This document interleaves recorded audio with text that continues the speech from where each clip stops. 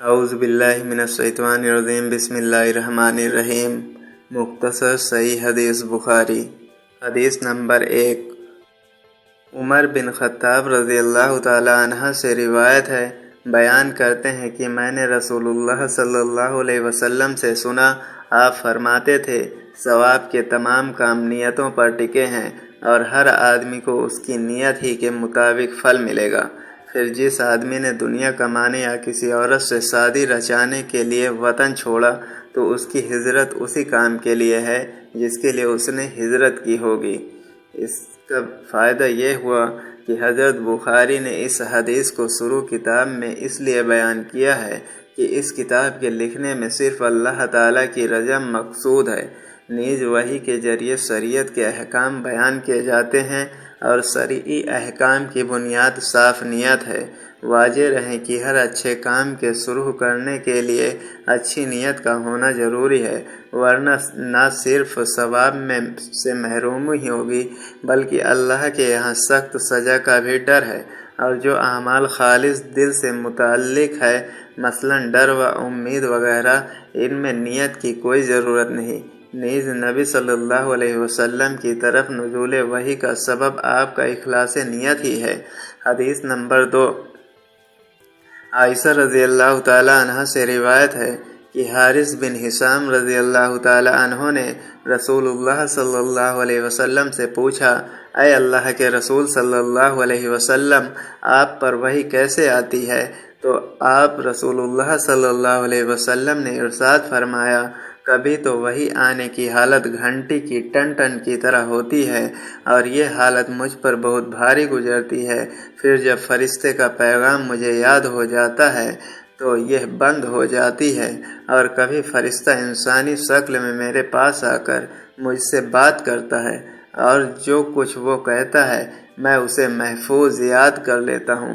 عائشہ رضی اللہ تعالی عنہ کا بیان ہے کہ میں نے سخت سردی کے دنوں میں رسول اللہ صلی اللہ علیہ وسلم کو دیکھا کہ جب وحی آتی تو اس کے بند ہونے پر آپ کی پیشانی سے پسینہ پھوٹ پڑتا تھا۔ حدیث نمبر 3۔ عائشہ رضی اللہ تعالی عنہ سے روایت ہے کہ انہوں نے فرمایا کہ رسول اللہ صلی اللہ علیہ وسلم پر وحی کی شروعات سچے خوابوں کی شکل میں ہوئی۔ آپ جو کچھ خواب میں دیکھتے وہ صبح کی روشنی کی طرح نمودار ہوتا۔ پھر آپ کو تنہائی پسند ہو گئی، چنانچہ آپ غار حرا میں تنہائی اختیار فرماتے اور کئی رات گھر تشریف لائے بغیر عبادت میں لگے رہتے۔ آپ کھانے پینے کا سامان گھر سے لے جا کر وہاں کچھ روز گزارتے، پھر خدیجہ رضی اللہ تعالی عنہ کے پاس واپس آتے اور تقریباً اتنے ہی دنوں کے لیے پھر کچھ کھانے پینے کا سامان لے جاتے۔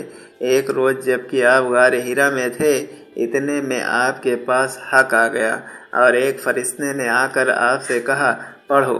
آپ نے فرمایا، میں پڑھا ہوا نہیں ہوں۔ اس پر فرشتے نے مجھے پکڑ کر خوب دبایا، یہاں تک کہ میری طاقت برداشت جواب دینے لگی۔ پھر اس نے مجھے چھوڑ دیا اور کہا، پڑھو۔ پھر میں نے کہا، میں تو پڑھا ہوا نہیں ہوں۔ اس نے دوبارہ مجھے پکڑ کر دبوچا، یہاں تک کہ میری طاقت برداشت سے باہر ہو گئی۔ پھر چھوڑ کر کہا، پڑھو۔ میں نے پھر کہا کہ میں پڑھا ہوا نہیں ہوں۔ اس نے تیسری بار مجھے پکڑ کر دبایا، پھر چھوڑ کر کہا، پڑھو۔ اپنے رب کے نام سے جس نے پیدا کیا، جس نے انسان کو خون کے لوتھڑے سے پیدا کیا، اور تمہارا رب تو نہایت کریم ہے۔ رسول اللہ صلی اللہ علیہ وسلم ان آیتوں کو لے کر واپس آئے اور آپ کا دل دھڑک رہا تھا۔ چنانچہ آپ اپنی بیوی خدیجہ رضی اللہ تعالی عنہ بنت خویلد رضی اللہ تعالی عنہ کے پاس تشریف لائے اور فرمایا، مجھے چادر اڑا دو، مجھے چادر اڑا دو۔ انہوں نے آپ کو چادر اڑا دی، یہاں تک کہ ڈر کی حالت ختم ہو گئی۔ پھر آپ نے خدیجہ رضی اللہ تعالی عنہ کو قصے کی خبر دیتے ہوئے فرمایا، مجھے اپنی جان کا ڈر ہے۔ خدیجہ رضی اللہ تعالی عنہ نے کہا، بالکل نہیں، اللہ کی قسم، اللہ تعالیٰ آپ کو کبھی ذلیل نہیں کرے گا۔ آپ رشتے جوڑتے ہیں، کمزوروں کا بوجھ اٹھاتے ہیں، فقیروں و محتاجوں کو کما کر دیتے ہیں، مہمانوں کی خاطرداری کرتے ہیں اور حق کے سلسلے میں پیش آنے والی تکلیفوں میں مدد کرتے ہیں۔ پھر خدیجہ رضی اللہ تعالیٰ عنہ رسول اللہ صلی اللہ علیہ وسلم کو ساتھ لے کر اپنے چچا جاد بھائی ورقہ بن نوفل بن اسد بن عبد العزیٰ کے پاس آئی۔ ورقہ جہالت کے زمانے میں عیسائی ہو گئے تھے اور عبرانی زبان بھی لکھنا جانتے تھے، چنانچہ عبرانی زبان میں جتنا اللہ کو منظور ہوتا انجیل لکھتے تھے۔ ورقہ بہت بوڑھے اور اندھے ہو چکے تھے۔ ان سے خدیجہ رضی اللہ تعالیٰ عنہ نے کہا، بھائی جان آپ اپنے بھتیجے کی بات سنیں۔ ورقہ نے پوچھا، بھتیجے کیا دیکھتے ہو؟ رسول اللہ صلی اللہ علیہ وسلم نے جو کچھ دیکھا تھا وہ بیان کر دیا۔ اس پر ورقہ نے آپ سے کہا، یہ تو وہی ناموس وہی لانے والا فرشتہ ہے جسے اللہ نے موسیٰ علیہ السلام پر نازل فرمایا تھا۔ کاش میں آپ کے نبی ہونے کے زمانے میں طاقتور ہوتا، کاش میں اس وقت تک زندہ رہوں جب آپ کی قوم آپ کو نکال دے گی۔ رسول اللہ صلی اللہ علیہ وسلم نے فرمایا، اچھا تو کیا وہ لوگ مجھے نکال دیں گے؟ ورقہ نے کہا، ہاں، جب بھی کوئی آدمی اس طرح کا پیغام لایا جیسا آپ لائے ہیں تو اس سے ضرور دشمنی کی گئی، اور اگر مجھے آپ کا زمانہ نصیب ہوا تو میں تمہاری بھرپور مدد کروں گا۔ اس کے بعد ورقہ جلدی ہی مر گئے اور وہی رک گئی۔ حدیث نمبر 4۔ جابر بن عبداللہ انصاری رضی اللہ تعالیٰ عنہ سے روایت ہے کہ انہوں نے رسول اللہ صلی اللہ علیہ وسلم کی زبانی وحی کے رک جانے کا قصہ سنا۔ آپ نے بیان فرمایا، ایک روز میں راستے سے گزر رہا تھا کہ اچانک مجھے آسمان سے ایک آواز سنائی دی۔ میں نے سر اٹھایا تو دیکھا کہ وہی فرشتہ جو میرے پاس غار ہیرا میں آیا تھا آسمان اور زمین کے بیچ ایک کرسی پر بیٹھا ہوا ہے۔ میں اسے دیکھ کر بہت ڈر گیا۔ پھر لوٹ کر میں نے کہا، مجھے چادر اڑا دو، مجھے چادر اڑا دو۔ خدیجہ رضی اللہ تعالیٰ عنہ نے مجھے چادر اڑا دی۔ اس وقت اللہ تعالیٰ نے وحی نازل کی، اے اوڑھ لپیٹ کر لیٹنے والے، اٹھو اور خبردار کرو اور اپنے رب کی بڑائی کا اعلان کرو اور اپنے کپڑے پاک رکھو اور گندگی سے دور رہو۔ سورہ المدثر۔ پھر وحی کے اترنے میں تیزی آ گئی اور وحی لگاتار اترنے لگی۔ حدیث نمبر 5۔ ابن عباس رضی اللہ تعالیٰ عنہ سے اس فرمان الہی پیغمبر آپ وحی کو جلدی سے یاد کرنے کے لیے اپنی زبان کو حرکت نہ دیں کی تفسیر بیان کرتے ہوئے فرماتے ہیں کہ رسول اللہ صلی اللہ علیہ وسلم قرآن اترتے وقت اسے یاد کرنے کے لیے اپنے ہونٹوں کو ہلایا کرتے تھے اور اس سے آپ کو کافی تکلیف ہوتی تھی۔ ابن عباس رضی اللہ تعالیٰ عنہ نے کہا، میں ہونٹ ہلا کر دکھاتا ہوں جیسے رسول اللہ صلی اللہ علیہ وسلم اپنے ہونٹ ہلاتے تھے۔ اس پر اللہ تعالیٰ نے فرمایا، اے نبی، اس وحی کو جلدی جلدی یاد کرنے کے لیے اپنی زبان کو حرکت نہ دو، اس کو جمع کرنا اور پڑھا دینا ہماری ذمہ داری ہے، یعنی آپ کے سینے میں محفوظ کر دینا اور پڑھا دینا ہم پر ہے۔ پھر اللہ نے اس فرمان، پھر جب ہم پڑھ چکے تو ہمارے پڑھنے کی پیروی کرو کی تفسیر کرتے ہوئے فرمایا، خاموشی سے کان لگا کر سنتا رہا۔ پھر اللہ کا فرمان، اس کا بیان کرنا بھی ہمارا کام ہے کی تفسیر کرتے ہوئے فرمایا، پھر اس کا مطلب سمجھا دینا بھی ہماری ذمہ داری ہے۔ ان آیت کے اترنے کے بعد جب جبرائیل علیہ السلام رسول اللہ صلی اللہ علیہ وسلم کے پاس آ کر قرآن سناتے تو آپ کان لگا کر سنتے رہتے، جب وہ چلے جاتے تو رسول اللہ صلی اللہ علیہ وسلم اسے اسی طرح پڑھتے جس طرح جبرائیل علیہ السلام نے پڑھا تھا۔ حدیث نمبر 6۔ ابن عباس رضی اللہ تعالیٰ عنہ سے روایت ہے کہ رسول اللہ صلی اللہ علیہ وسلم سب لوگوں سے زیادہ سخی تھے، خاص کر رمضان میں جب جبرائیل علیہ السلام سے آپ کی ملاقات ہوتی تو بہت خرچ کرتے، اور جبرائیل علیہ السلام رمضان المبارک میں ہر رات آپ سے ملاقات کرتے اور قرآن مجید کا دور فرماتے۔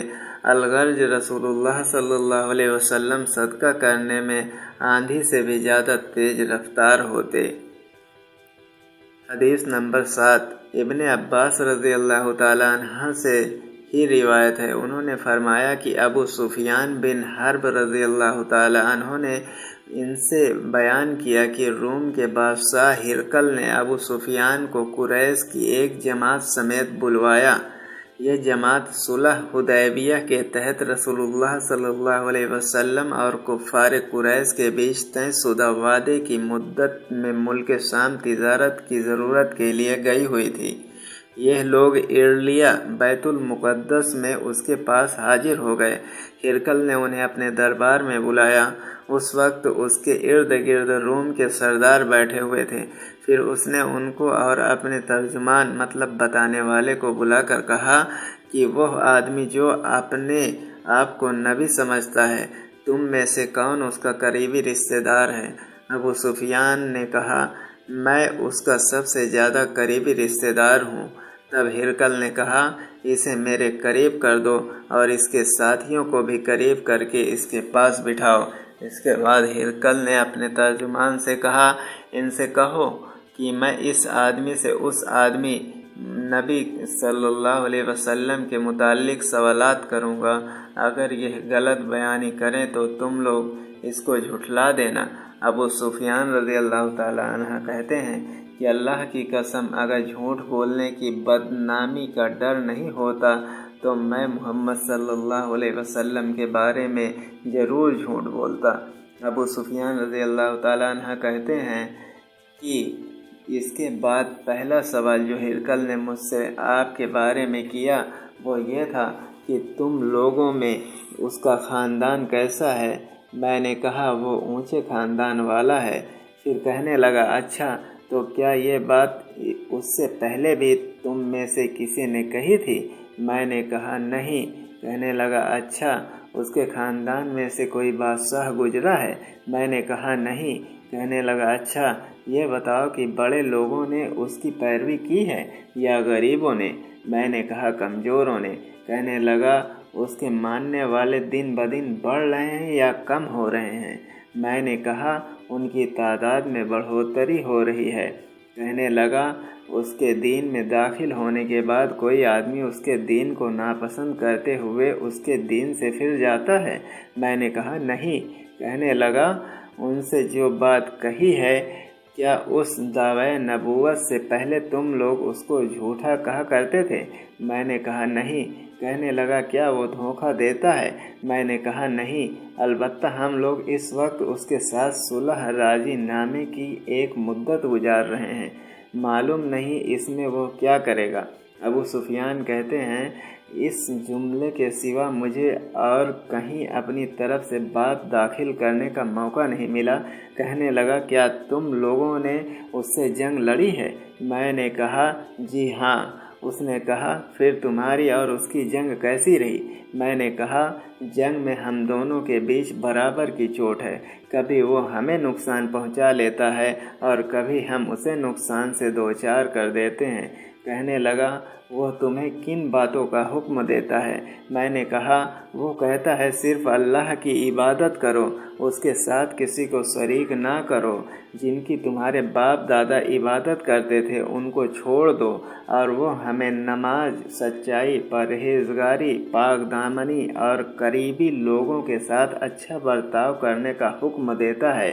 اس کے بعد ہرقل نے اپنے ترجمان سے کہا، تم اس آدمی ابو سفیان سے کہو کہ میں نے تم سے اس آدمی نبی کریم صلی اللہ علیہ وسلم کا خاندان پوچھا تو تم نے بتایا کہ وہ اونچے خاندان کا ہے، اور رواج یہی ہے کہ پیغمبر ہمیشہ اپنی قوم کے اونچے خاندان میں بھیجے جاتے ہیں۔